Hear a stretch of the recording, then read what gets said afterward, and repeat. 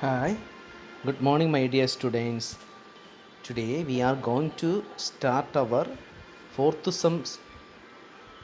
subject, that is going to be corporate to regulation. In the previous semester, we are dealing with business regulations.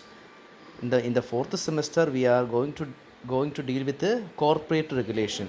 The corporate regulation is mainly focused on the Companies Act of 2013. Companies act of 2013. നിങ്ങൾ മുമ്പ് പഠിച്ചിട്ടുള്ളത് companies act of 1956 ആണ്. 1956 companies act ആയിരുന്നു. നിങ്ങൾ മനസ്സിലാക്കേണ്ട കാര്യം, ഇന്ത്യക്ക് സ്വാതന്ത്ര്യം കിട്ടിയതിന് ശേഷം ഉള്ള ആദ്യത്തെ കമ്പനി നിയമമായിരുന്നു 1956 കമ്പനി നിയമം. അതിനുശേഷം ഒട്ടനവധി ദേശീയ അന്തർദേശീയ സാഹചര്യങ്ങൾക്കനുസരിച്ചിട്ടാണ് 2011 തൊട്ടല്ലേ 2009 മുതൽ സ്റ്റാർട്ട് ചെയ്തിട്ടാണ് 2013 കമ്പനീസ് നിയമം നിലവിൽ വന്നതും അത് 2014 ഏപ്രിൽ 1 മുതൽ നടപ്പിലാക്കി തുടങ്ങിയത്. അപ്പോൾ ഇപ്പോൾ നമ്മുടെ രാജ്യത്ത് നിലവിലുള്ള കമ്പനി നിയമം കമ്പനീസ് ആക്ട് 2013 ആണ്. ഓക്കെ, അപ്പോൾ നമുക്ക് കമ്പനി നിയമം ഇന്ത്യയിൽ എങ്ങനെ ഇൻട്രൊഡ്യൂസ് ചെയ്തതിനെക്കുറിച്ച് നമുക്ക് നോക്കാം. Okay, the history of the company law begun with the Companies Act of 1850, which is modeled by the British Companies Act of 1844. 1947 മുമ്പ് നമ്മുടെ രാജ്യം ബ്രിട്ടീഷ് ഭരണത്തിലാണ്. നിങ്ങൾക്കറിയാം, ബ്രിട്ടീഷുകാരായിരുന്നു ഇന്ത്യയിൽ അവരുടെ കമ്പനീസ് ആക്ട് ആദ്യമേ കൊണ്ടുവന്നത്. അതായത് കമ്പനീസ് ആക്ട് ഓഫ് 1850, 1850. അത് അവരുടെ 1844 കമ്പനീസ് നിയമപ്രകാരം ഉള്ള അവരുടെ കമ്പനീസ് നിയമപ്രകാരം അനുസരിച്ചിട്ട് അവർ രൂപീകരിച്ച ഒരു കമ്പനി നിയമമായിരുന്നു 1850 കമ്പനീസ് ആക്ട്. ഓക്കെ, ഇതിനുശേഷം സ്വാതന്ത്ര്യത്തിന് ആഫ്റ്റർ ഇൻഡിപെൻഡൻസ് ദ ഗവൺമെൻറ്റിന് മനസ്സിലായി എക്സിസ്റ്റിംഗ് 1850 കമ്പനീസ് നിയമത്തിന് നമ്മുടെ രാജ്യത്തിൻ്റെ കണ്ടീഷൻ അനുസരിച്ചിട്ട്, നമ്മുടെ രാജ്യത്തിൻ്റെ പ്രസൻറ്റ് സിറ്റുവേഷൻ അനുസരിച്ച് മാറ്റങ്ങൾ വരുത്തണമെന്ന് മനസ്സിലായി. അതിനുവേണ്ടി central government appointed A 12 member committee in October 1950. C.H. Bhava was the chairman of the committee. C.H. ഭാവയുടെ നേതൃത്വത്തിൽ 12 അംഗ കമ്മിറ്റിയെ 1947 സ്വാതന്ത്ര്യം 1950 ഒക്ടോബറിൽ അപ്പോയിൻറ്റ് ചെയ്തു. It was known as Baba committee. ഈ കമ്മിറ്റി വിളിക്കുന്ന പേരാണ് ബാബ കമ്മിറ്റി. ഈ കമ്മിറ്റി എന്ത് ചെയ്തു? അവരുടെ റിപ്പോർട്ട് 1952 സബ്മിറ്റ് ചെയ്തു. ആ റിപ്പോർട്ട് 1951 പാർലമെൻറ്റിൽ വയ്ക്കുകയും പാർലമെൻറ്റ് 1954 ഈ കമ്മിറ്റിയെക്കുറിച്ച് പഠിക്കുവാനായിട്ട് the committee submitted the report in April 1952. The parliament passed. Okay, the parliament 1953 parliament ഇത് ചർച്ചയാവുകയും 1954 ജോയിൻറ്റ് പാർലമെൻ്ററി കമ്മിറ്റി റിപ്പോർട്ട് സമർപ്പിക്കുകയും ചെയ്തു. ഇതിൻ പ്രകാരം 1900, അതായത് പറയുന്നുണ്ട്, parliament passed the companies act in 18th November 1955. അത് കമ്പനി നിയമം പാർലമെൻറ്റ് പാസ്സാക്കിയതിനു ശേഷം ഗവർണറുടെ സമ്മതത്തിന് വേണ്ടി 18th January 1956 സബ്മിറ്റ് ചെയ്യും. And the act came into exist with effect from 1st April 1956 April 1 മുതൽ നിലവിൽ. അങ്ങനെയായിരുന്നു ഇന്ത്യയിൽ കമ്പനി നിയമം 1956 രൂപീകരിച്ചത്. ഓക്കെ, എങ്ങനെയായിരുന്നു? C.H. ബാബ കമ്മിറ്റി അപ്പോയിൻറ്റ് ചെയ്തു. C.H. ബാബ കമ്മിറ്റിയുടെ റിപ്പോർട്ട് പാർലമെൻറ്റ് ചർച്ചയ്ക്കെടുത്തു. പാർലമെൻ്ററി അഫയേഴ്സ് കമ്മിറ്റിയെ വെച്ചു. അവരുടെ കമ്മിറ്റിയുടെ അടിസ്ഥാനത്തിൽ പാർലമെൻറ്റിൽ ബില്ല് പാസ്സാക്കി. പാർലമെൻറ്റ് ഇത് പാസ്സാക്കി 1956 പ്രസിഡൻറ്റിൻ്റെ അനുമതിയോടുകൂടി 1956 ഏപ്രിൽ 1 മുതൽ ഇന്ത്യയിൽ ആദ്യത്തെ സ്വാതന്ത്ര്യത്തിന് ശേഷമുള്ള ആദ്യത്തെ കമ്പനി നിയമം നിലവിൽ വന്നു. Okay, clear? ഇതിനകത്ത് 658 സെക്ഷനുകളും 14 ഷെഡ്യൂളുകളും ഉണ്ടായിരുന്നു. നമുക്കറിയാമല്ലോ. അതിനുശേഷം 1956 കമ്പനി നിയമപ്രകാരമാണ് നമ്മൾ കമ്പനികൾ രൂപീകരിക്കുമ്പോഴും കമ്പനികൾ നടത്തുമ്പോഴും 1956 കമ്പനി നിയമമാണ് നമ്മൾ അനുസരിച്ചുകൊണ്ടിരുന്നത്. എന്നാൽ നമ്മുടെ രാജ്യത്ത് 1990 ശേഷം ഗ്ലോബലൈസേഷനും അതുപോലെ തന്നെ ലിബറലൈസേഷനും പ്രൈവറ്റൈസേഷനും വന്നു. നമ്മുടെ രാജ്യത്തുള്ള the changes took place in the economic environment at national and international. നമ്മുടെ ദേശീയ അന്തർദേശീയ തലത്തിൽ ഒട്ടനവധി മാറ്റങ്ങൾ, സാമ്പത്തിക സിറ്റുവേഷൻസ്, ഒട്ടനവധി മാറ്റങ്ങൾ, നമ്മുടെ എക്കോണമിയിൽ ഒരുപാട് മാറ്റങ്ങൾ വന്നു. ആ മാറ്റങ്ങൾക്കനുസരിച്ച് പുതിയ കമ്പനി നിയമം രൂപീകരിക്കണമെന്ന് നമ്മുടെ ഗവൺമെൻറ് തീരുമാനിച്ചു. ഓക്കെ, അതിനെന്ത് ചെയ്തു? ഫോർ ദിസ് പർപ്പസ് അതിനുവേണ്ടി ആദ്യമേ കമ്പനീസ് ബിൽ 2009 ഇൻട്രൊഡ്യൂസ് ചെയ്തു. എന്നാൽ ആ ബില്ലിനെക്കുറിച്ച് ഒരുപാട് പരാതികളും ഒരുപാട് സജഷൻസും വന്നതിന് ശേഷം വീണ്ടും ഈ കമ്പനി ബില്ലുകൾ മാറ്റിയിട്ട് പുതിയൊരു ബില്ല് അവർ ഇത് 2011 കമ്പനി ബിൽ 2011 ഒരുപാട് റെക്കമെൻഡേഷൻസും ഒരുപാട് അമെൻമെൻറ്റും ഉള്ളതുകൊണ്ട് പുതിയ കമ്പനി നിയമം 2011 ലോക്സഭയിൽ കൊണ്ടുവന്നു. ഈ നിയമത്തെപ്പറ്റി കൂടുതൽ പഠനങ്ങൾക്ക് ശേഷം എന്ത് ചെയ്തു? ദ കമ്പനീസ് ബിൽ 2013 അതിനുശേഷം 2011 ആ ബില്ല് പാസ്സായി, ബില്ല് കൊണ്ടുവന്നു. അതിന് പാർലമെൻറ്റ് സ്റ്റാൻഡിംഗ് കമ്മിറ്റിക്ക് 2012 വെച്ചു. ഒട്ടനവധി റെക്കമെൻഡേഷൻസിന് ശേഷം ആ റെക്കമെൻഡേഷൻസൊക്കെ അനുസരിച്ച് company bill 2011 introduced and passed by the Lok Sabha on 18 December 2012. അത് രാജ്യസഭയിൽ 8 ഓഗസ്റ്റ് 2013 അത് പാസ്സാക്കി. അങ്ങനെ the company bill 2013 receiving an assent from the honourable president of India on August 29, 2013. അതായത് പാർലമെൻറ്റിൽ ലോക്സഭയിലും രാജ്യസഭയിലും ഇത് പാസ്സാക്കി. നമ്മുടെ രാഷ്ട്രപതിയുടെ അല്ലെ പ്രസിഡൻ്റ് അനുമതി 2013 ഓഗസ്റ്റ് 29 ലഭിക്കുകയും അത് പിന്നെ ഗസറ്റിലൊക്കെ പബ്ലിഷ് ചെയ്തു. ആ കമ്പനീസ് ആക്ട് 2013 നിലവിൽ വന്നു. എന്നാൽ ആ കമ്പനീസ് ആക്ട് 2013 ഓഗസ്റ്റ് ആയതുകൊണ്ട് നമുക്ക് ഏപ്രിൽ ടു മാർച്ചാണ് നമ്മളുടെ സാമ്പത്തിക വർഷം, ഫിനാൻഷ്യൽ ഇയർ ആയതുകൊണ്ട് അത് നിലവിൽ വന്നത് 1 ഏപ്രിൽ 2014. ഓക്കെ, ഇപ്പോൾ കമ്പനീസ് ആക്ട് 2013 ആണെന്ന് പറഞ്ഞാൽ നമ്മുടെ കമ്പനി നിയമം നിലവിൽ വന്നത് 1 ഏപ്രിൽ 2014 ഈ നിയമത്തിൽ മുമ്പ് നിയമത്തേക്കാൾ സെക്ഷൻസുകളുടെ എണ്ണം കുറവുണ്ട്. അവിടെ 658 സെഷൻ ഉണ്ടായിരുന്നെങ്കിൽ ഇത് 470 സെഷനും 14 ഷെഡ്യൂളും വരെ ഇവിടെ 7 ഷെഡ്യൂളുമായിട്ട്, അതായത് കമ്പനി നിയമം കുറച്ച് ലിബറലാക്കുകയാണ് ചെയ്തത്. കമ്പനി നിയമം കുറച്ചുകൂടെ കുറച്ച് അതിനകത്തുള്ള സെക്ഷൻസുകളും അതിൻ്റെ ഷെഡ്യൂളുകളും കുറയ്ക്കുകയാണ് ചെയ്തത്. Clear? Okay, next, what is the objects of this act? എന്താണ് ഈ ആക്ടിൻ്റെ ഒബ്ജക്ട്സ്?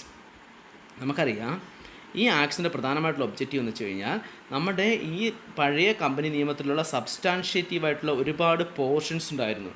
ആ പോർഷൻസ് റെഡ്യൂസ് ചെയ്ത് പുതിയ കമ്പനി നിയമം നമ്മൾ പരിശോധിച്ച് കഴിഞ്ഞാൽ സെക്ഷൻസും ഷെഡ്യൂൾഡും, അതായത് അനാവശ്യമായിട്ടുള്ള സെക്ഷൻസും ഷെഡ്യൂളുകളും ഒഴിവാക്കുക എന്നുള്ളതായിരുന്നു ഒന്നാമത്തെ ഒബ്ജക്ട്സ്. അതുപോലെ തന്നെ to introduce significant changes in the provisions related to governance, അതുപോലെ തന്നെ management, compliance and enforcement, disclosure norms and auditors, appointment of auditors, ഇങ്ങനെ ഒട്ടനവധി കമ്പനിയുമായി ബന്ധപ്പെട്ട കമ്പനി ഭരണം, കമ്പനി മാനേജ്മെൻറ്റ്, അതുപോലെ തന്നെ മറ്റ് നിയമപരമായ കാര്യങ്ങൾ, അതുപോലെ തന്നെ ഡിസ്ക്ലോഷർ നോംസ്, കമ്പനിയുടെ വിവരങ്ങൾ പുറത്തുവിടുന്ന കാര്യത്തിൽ, auditors appointment, auditors duty and remuneration, ഇത്തരത്തിലുള്ള കാര്യങ്ങളിലൊക്കെ മാറ്റങ്ങൾ കൊണ്ടുവരിക, സിഗ്നിഫിക്കൻറ്റ് ചേഞ്ചസ് കൊണ്ടുവരിക എന്നുള്ളത് രണ്ടാമത്തെ ഒബ്ജക്റ്റീവ്സ്. അതുപോലെ തന്നെ to enable the corporate sector, കമ്പനികളെ അല്ലെങ്കിൽ കമ്പനി സെക്ടേഴ്സിനെ to conduct the affairs responsibly and transparently, വളരെ ഉത്തരവാദിത്വത്തോടു കൂടി ട്രാൻസ്പെറൻ്റ് കമ്പനിയുടെ പ്രവർത്തനങ്ങളെ മുന്നോട്ട് കൊണ്ടുപോകുന്നതിന് വേണ്ടിയുള്ള നിയമങ്ങൾ കൊണ്ടുവരിക അല്ലെങ്കിൽ നയങ്ങൾ കൊണ്ടുവരിക. അതുപോലെ തന്നെ ന്യൂ കോൺസെപ്റ്റുകൾ കൊണ്ടുവരിക, അതായത് 1 പേഴ്സൺ കമ്പനി. മുമ്പ് കാലത്ത് പ്രൈവറ്റ് കമ്പനി, പബ്ലിക് കമ്പനി, നമ്മൾ പ്രൈവറ്റ് കമ്പനി മിനിമം 50 പേര് വേണം എന്നൊക്കെ നമ്മൾ മാക്സിമം 50 പേര്, അങ്ങനെയുള്ള കാര്യങ്ങളൊക്കെ പ്രൈവറ്റ് കമ്പനി, പബ്ലിക് കമ്പനിയൊക്കെ നമ്മൾ കേട്ടിട്ടുണ്ട് അല്ലേ? അപ്പോൾ പ്രൈവറ്റ് കമ്പനിയുടെ കേസ്, പബ്ലിക് കമ്പനിയിൽ മിനിമം നമ്പർ ഉണ്ട്, മാക്സിമം നമ്പർ ഇല്ല എന്നൊക്കെ നമ്മൾ പഠിച്ചിട്ടുണ്ട്. അത് മാത്രമല്ല, ഇപ്പോൾ നമ്മൾ 1 പേഴ്സൺ, ഒരാൾക്ക് വേണമെങ്കിൽ കമ്പനി തുടങ്ങാം. സ്മാൾ കമ്പനി എന്താണ് ഡോർമെൻറ്റ് കമ്പനി, അതായത് ഒരു കമ്പനി നമുക്ക് തുടങ്ങിയതിന് ശേഷം നമുക്കവിടെ ഇടയ്ക്ക് വെച്ച് അതിന് പ്രവർത്തിക്കാതിരുന്നു കഴിഞ്ഞാൽ അതിനെ കുറച്ച് നാൾ നമുക്ക് ഡോർമെൻ്റ് ആക്കി വെക്കാനുള്ള പ്രൊവിഷൻസ് ഉണ്ട്. അതിനുശേഷം പ്രവർത്തിക്കാം, അങ്ങനെയൊക്കെയുള്ള. കാരണം സ്മാൾ കമ്പനി എന്താണ്, ഒരാൾക്ക് കമ്പനി തുടങ്ങാം എന്നുള്ള കാര്യം, ഇതൊക്കെ 1 പേഴ്സൺ കമ്പനി, ഇതൊക്കെയുള്ള പുതിയ പുതിയ കോൺസെപ്റ്റുകൾ കൊണ്ടുവന്നു. അതോടൊപ്പം തന്നെ introducing provisions dealing with provision of insider trading, അതായത് കമ്പനിക്കകത്ത് വിവരങ്ങൾ പുറത്ത് കൊടുത്തുള്ള കമ്പനിയുടെ ഷെയർ പ്രൈസിനെ അഫക്റ്റ് ചെയ്യുന്ന രീതിയിലുള്ള ഇൻസൈഡർ ട്രേഡിംഗ്, അതുപോലെ തന്നെ ഫോർവേഡ് ഡീലിംഗുമായി ബന്ധപ്പെട്ടുള്ള കരാറുകൾ. ഫോർവേഡ് ഡീലിംഗ് എന്ന് വെച്ച് കഴിഞ്ഞാൽ നമുക്ക് ഒരു റിസ്ക് ഒഴിവാക്കുന്നതിന് വേണ്ടി നമ്മൾ ചില ഹെഡ്ജിങ് ഇൻസ്ട്രുമെൻറ്റിലേക്ക് എത്തിച്ചേരുന്നത്, അതിനെയാണ് ഫോർവേഡ് ഡീലിംഗ്. ഇപ്പോൾ നമ്മൾ കരാർ ഉറപ്പിക്കും, ഭാവിയിൽ അത് ഡീൽ ചെയ്യും, ദാറ്റ്സ് ഫോർവേഡ് ഡീലിംഗ്.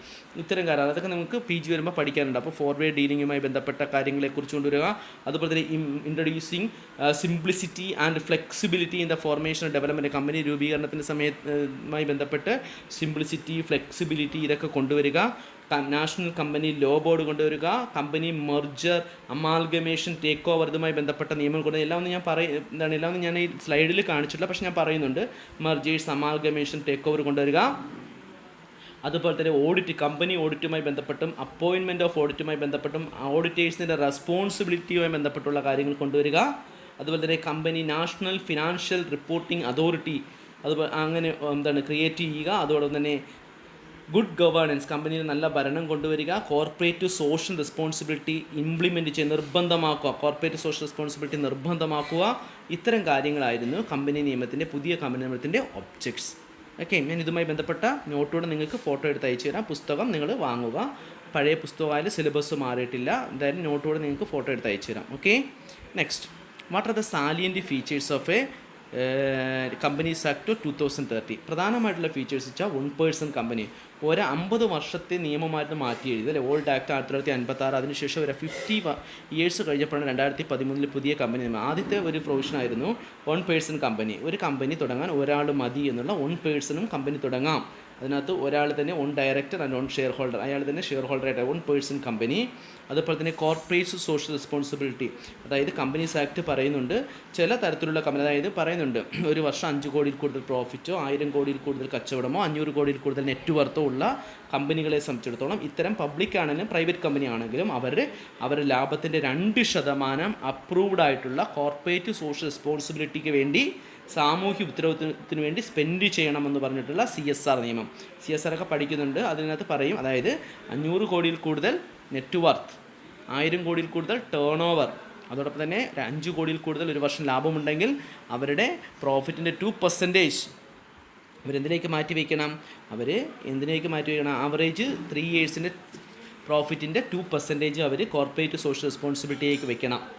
അത് പൊളിറ്റിക്കൽ പാർട്ടി കൊടുക്കുന്ന സംഭാവനയായിട്ടൊന്നുമല്ല, പകരം അവർ ഗവൺമെൻറ് പറയുന്ന ചില അപ്രൂവ്ഡ് ആയിട്ടുള്ള കാര്യങ്ങൾ, എഡ്യൂക്കേഷൻ പ്രോത്സാഹിപ്പിക്കുക, വൃദ്ധസദനങ്ങൾ, അങ്ങനെയുള്ള കമ്മ്യൂണിറ്റിയിൽ പോവർട്ടി, ദാരിദ്ര്യ നിർമ്മാർജ്ജനം, അങ്ങനെയുള്ള രോഗങ്ങളുടെ നിർമ്മാർജ്ജനം, ഇതുമായി ബന്ധപ്പെട്ടുള്ള ഫണ്ടുകൾ കൊടുക്കുക. അതാണ് CSR. പിന്നെ നാഷണൽ കമ്പനി ലോ ട്രിബ്യൂണൽ എന്നുള്ള കമ്പനിയുമായി ബന്ധപ്പെട്ട പരാതികൾ പരിഹരിക്കുന്നതിന് വേണ്ടി NCLT, national company law tribunal രൂപീകരിച്ചു. ഇതിനുവേണ്ടി ഈ കമ്പനി ലോ ബോർഡ് എന്നുള്ളൊരു സ്ഥാപനം ഉണ്ടായിരുന്നു മുമ്പ് 1956. അത് മാറ്റിയിട്ട് നാഷണൽ കമ്പനി ലോ ട്രിബ്യൂണൽ രൂപീകരിച്ചു. Class action suits, class action suits എന്ന് വെച്ച് കഴിഞ്ഞാൽ ഈ തരത്തിലുള്ള ഓരോ വിഭാഗം ഷെയർ ഹോൾഡേഴ്സിനെ, അതായത് ഒരുപാട് ഷെയർ എടുത്ത ആൾക്കാരുണ്ട്, കുറച്ച്, അപ്പോൾ ഓരോ വിഭാഗം ഷെയർ ഹോൾഡേഴ്സിൻ്റെ റൈറ്റ് സംരക്ഷിക്കുന്നതിന് വേണ്ടി ക്ലാസ് ആക്ഷൻ സ്യൂട്ട്സ് എന്നുള്ള ഒരു ഇത് കൊണ്ടുവന്നു. ക്രോസ് ബോർഡർ മെർജർ, അതായത് സെബിയുടെ പെർമിഷനോട് കൂടി ക്രോസ് ബോർഡർ മെർജർ,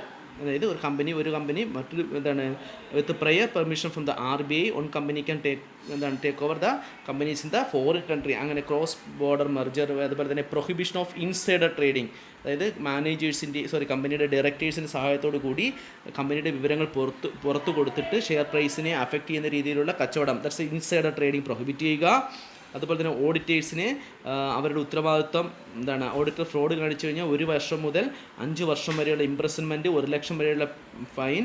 അതുപോലെ തന്നെ ഒരു ഓഡിറ്റർക്ക് മാക്സിമം 20 കമ്പനി മാത്രമേ ഓഡിറ്റ് ചെയ്യാൻ പാടുള്ളൂ. ഇങ്ങനെയുള്ള കുറച്ച് നിയമങ്ങൾ കൊണ്ടുവരിക. അതോടൊപ്പം തന്നെ കമ്പനി ഓഡിറ്ററുമായി ബന്ധപ്പെട്ട കാര്യങ്ങൾ കൊണ്ടുവരിക, അതായത് സ്ട്രിക്റ്റ് റൂൾസ് ഫോർ ഓഡിറ്റേഴ്സ്. അതുപോലെ തന്നെ financial year April to March എന്നുള്ളതാക്കുക. അതുപോലെ തന്നെ maximum number of members private company 50 നിന്ന് 200 എത്തിക്കുക. 50 നേരത്തെ മാക്സിമം നമ്പർ, ഇപ്പോൾ എന്തായി 200 വരെ ആക്കുക. അതുപോലെ തന്നെ ഡ്യൂട്ടീസ് ഓഫ് ഡയറക്ടേഴ്സിൻ്റെ ഡ്യൂട്ടിയെക്കുറിച്ചും, അതുപോലെ തന്നെ ബോർഡിൽ കമ്പനിയുടെ ഗവേണിംഗ് ബോർഡിൽ ബോർഡ് ഓഫ് ഡയറക്ടേഴ്സിനകത്ത് ഒരു വിമൻ ഡയറക്ടർ ഉണ്ടാകുക, ഒരു ഇൻഡിപെൻഡൻറ്റ് ഡയറക്ടർ ഉണ്ടാകുക, ഒരു ഡയറക്ടർ എങ്കിലും റെസിഡൻ്റ് ആയിരിക്കും, അങ്ങനെയുള്ള കണ്ടീഷൻ. അതുപോലെ കമ്പനി മീറ്റിങ്ങിന് മുമ്പ് 7 ദിവസം മുമ്പ് നോട്ടീസ് കൊടുക്കുക എന്നുള്ള ഒട്ടനവധി കാര്യങ്ങളായിരുന്നു ഈ കമ്പനീസ് ആക്ട് 2000. ഇതിനെക്കുറിച്ച് ഡീറ്റെയിൽ ആയിട്ട് നമുക്ക് വരും ചാപ്റ്ററുകളിൽ പഠിക്കും, അതുകൊണ്ട് ഇത് ഡീറ്റെയിൽ ആയിട്ട് പറയുന്നില്ല. These are about the salient features of companies act of 2013. Okay, പിന്നെ നമ്മൾ ഇത്രയും നിർത്തുന്നു. നമുക്ക് അടുത്ത ഇതിലേക്ക് വരാം. ഞാൻ നോട്ട് അയക്കാം. നിങ്ങൾ നോട്ട് വീട്ടിൽ ഞാൻ ഫോട്ടോ എടുത്ത് നോട്ടല്ല, ഞാൻ ഈ പുസ്തകത്തിലെ ഫോട്ടോ എടുത്ത് അയക്കും. നിങ്ങൾ ആ ഫോട്ടോ നോക്കിയതിന് ശേഷം എന്തെങ്കിലും സംശയം ഉണ്ടെങ്കിൽ നിങ്ങൾ എന്നോട് ചോദിക്കണം. അതിനുശേഷം ഞാൻ അസൈൻമെൻറ്റ് ഓരോരുത്തരായിട്ട് ഇത് തരുന്ന സമയത്ത് അസൈൻമെൻറ്റ് അയക്കണം. Okay, thank you for your പേഷ്യൻസിന്. Thank you all.